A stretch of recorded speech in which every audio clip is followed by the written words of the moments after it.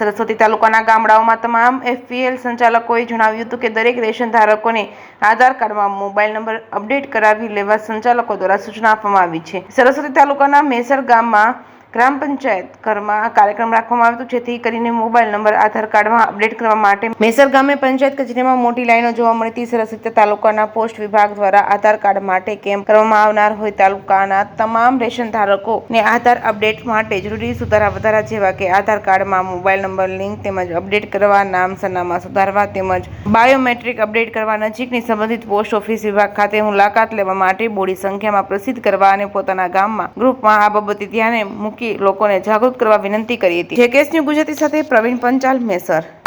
પ્રાથમિક શાળા અહીંયા પંચાયત ઘરમાં શાના માટે લાયા હતા ભાઈને? રેશન કાર્ડ અપડેટ કરવા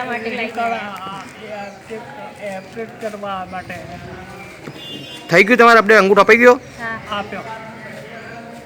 તમારું નામ? અમૃતભાઈ વાલાભાઈ।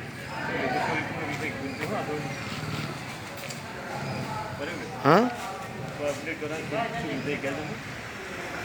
અપડેટ કરવાના પહેલાં કેટલા પૈસા લેવામાં આવ્યા હતા ભાઈ? 50 રૂપિયા। એક જણા 50 રૂપિયા એમ ને?